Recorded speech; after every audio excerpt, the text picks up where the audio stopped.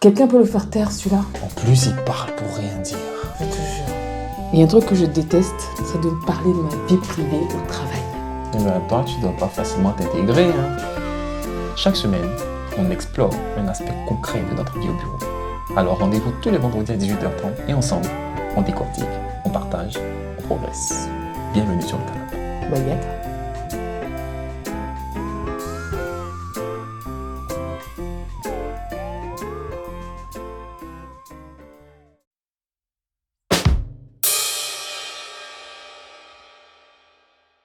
Salut Agathe. Hello Yann, comment vas-tu? Oh, ça va, ça va. Écoute, j'ai un petit sujet là aujourd'hui. Dis-moi. C'est le sujet des contrôles de référence. Contrôle de référence. Ah, ce truc-là, il peut être embêtant hein, en fonction des objectifs de recrutement. Bon, déjà pour toi, qu'est-ce qu'un contrôle de référence? Pour qu'on soit clair. À quoi sert-il? C'est pas quand les entreprises, les recruteurs, ils appellent donc tes anciennes entreprises C'est ça. pour savoir ce qui s'est passé.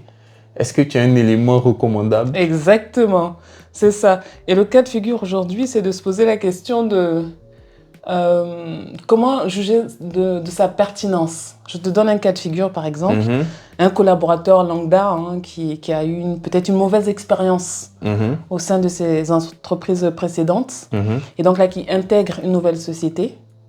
D'accord. Et dans la société dans laquelle il va intégrer, il a son ancien manager avec lequel il a travaillé, où l'expérience est super mal passée.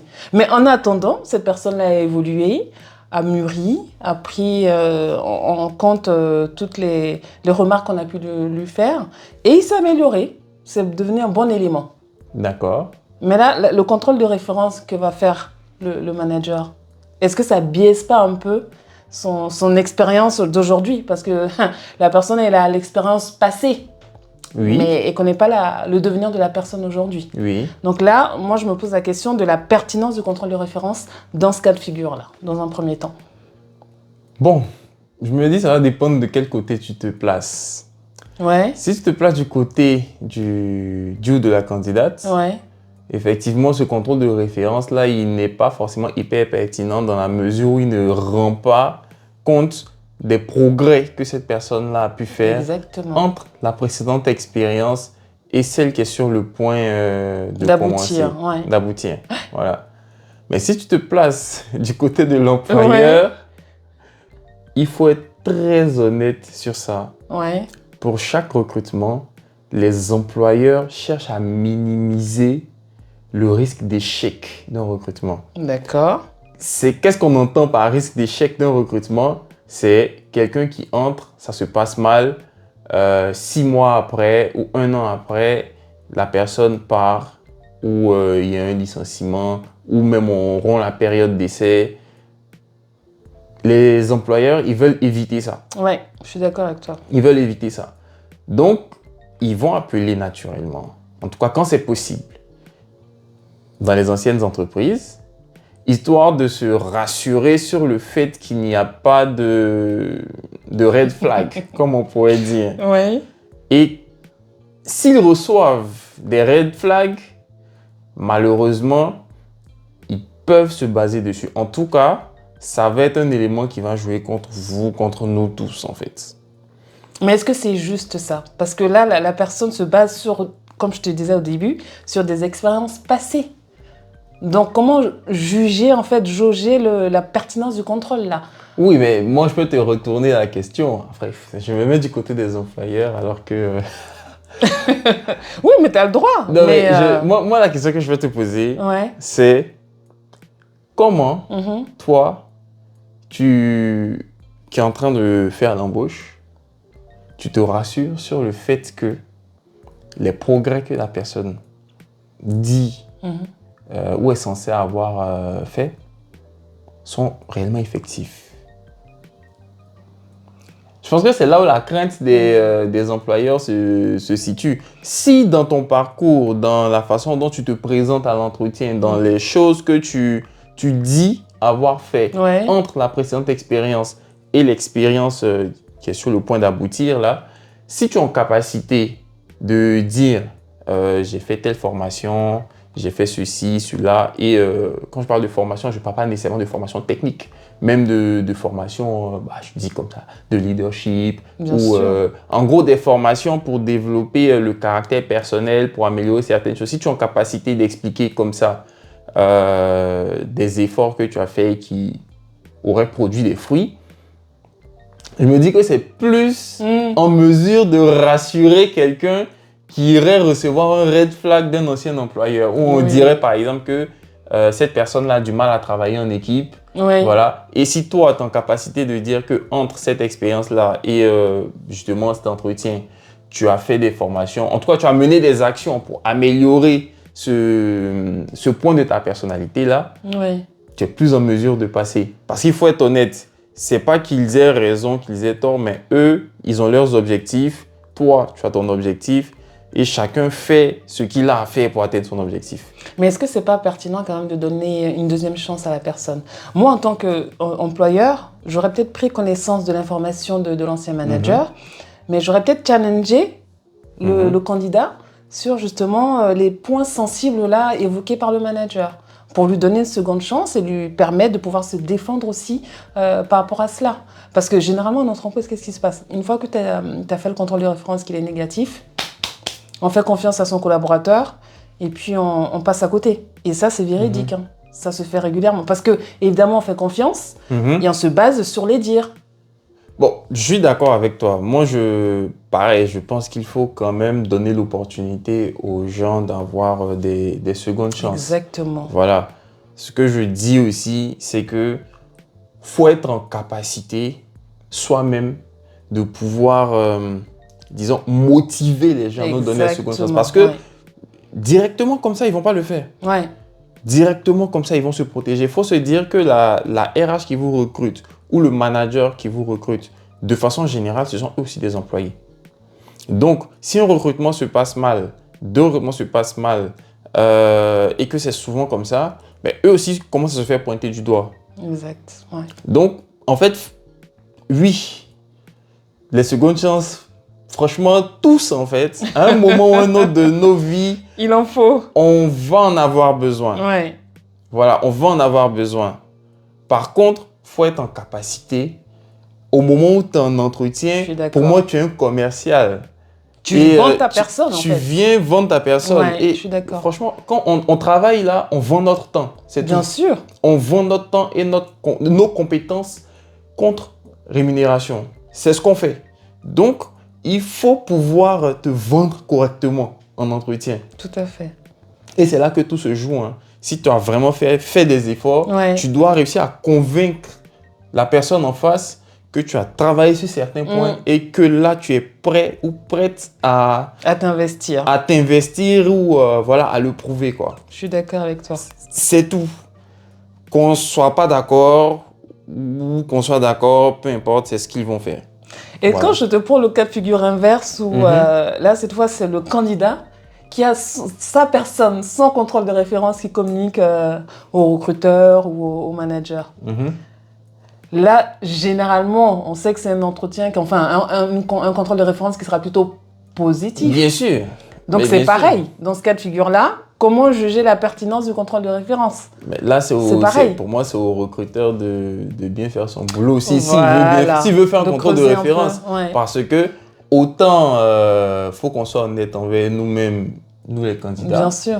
Il faut que les recruteurs et eux aussi soient honnêtes envers eux-mêmes.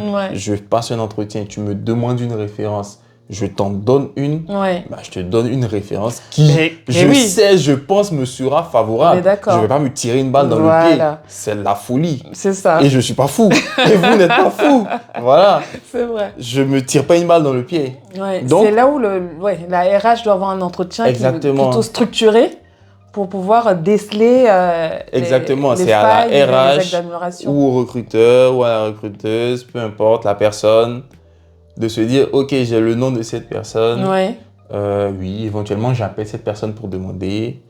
Mais sinon, je vois dans les relations de cette personne qui sont les autres qui ont travaillé dans l'entreprise, peut-être à peu près à la même période, Et puis, comme ça, j'essaie d'avoir une référence totalement différente et puis de recouper, quoi. Je pense que la neutralité va être importante. Voilà, mais là, concrètement, au recruteur de faire son boulot. De faire son boulot. Donc, ça veut dire quoi? D'aller chercher outre, en fait, cette référence-là. Pour moi, limite, c'est une porte d'entrée. Ouais. Je sais que cette personne a travaillé dans l'entreprise avec la personne que j'ai en entretien dans la même période.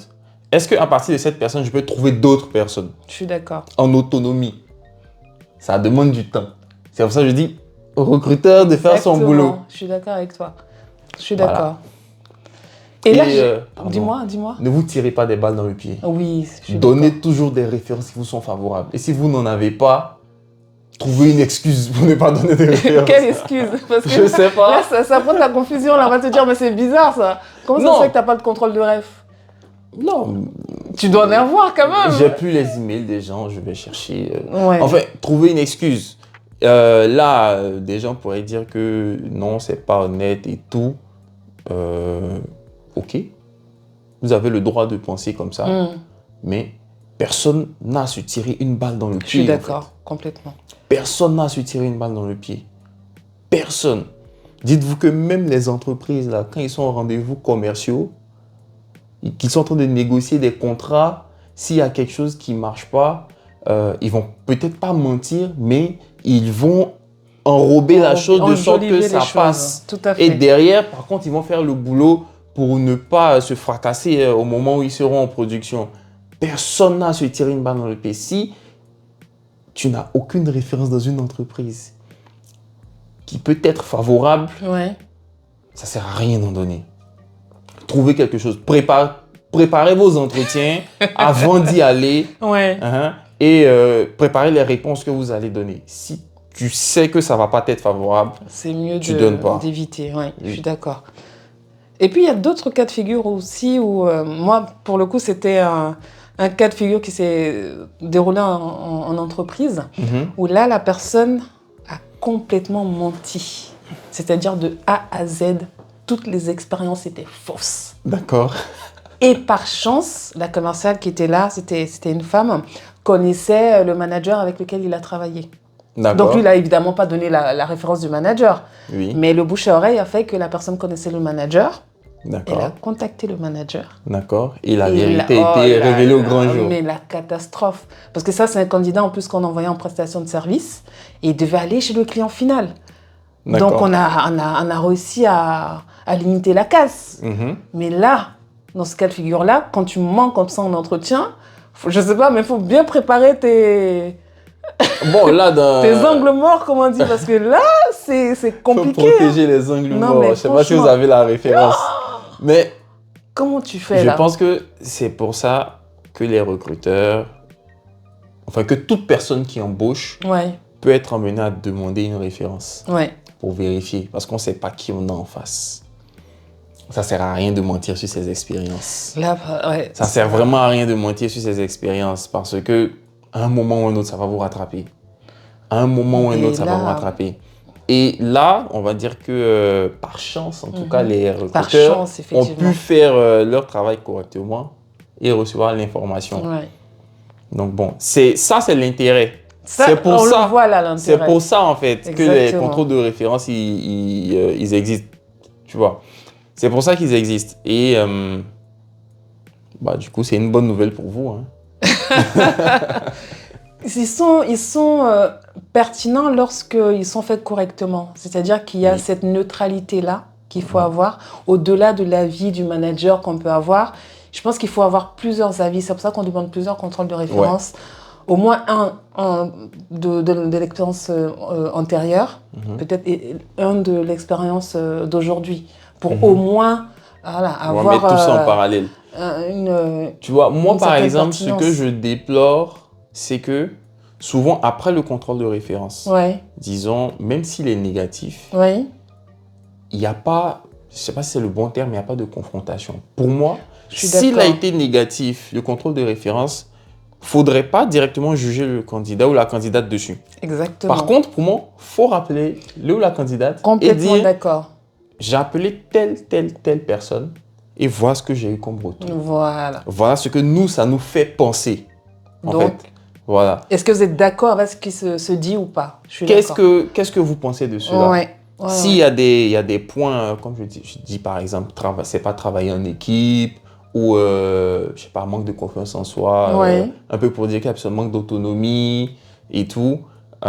Qu'est-ce que vous avez fait pour pallier à cela? Pour pallier à Je cela. suis complètement d'accord. Histoire de contrebalancer un peu. C'est là où je parlais de chance tout à l'heure, pour la seconde chance. Exactement. C'est là où pour moi on peut effectivement donner une seconde chance à quelqu'un. Déjà donner l'opportunité à la personne de se justifier, de se défendre. Voilà. Mais bon, les entreprises vous diront que c'est une perte de temps, qu'il faut qu'ils aillent vite, qu'ils n'ont pas le temps et tout. Mais c'est bien dommage, parce que des fois on passe à côté de pépites. Exactement, parce qu'il y a des gens qui font véritablement des efforts, qui se remettent vraiment en question. Je suis d'accord. Qui font des gros efforts et qui, voilà quoi, par manque de volonté de la part des entreprises, ratent certaines chances, certaines opportunités.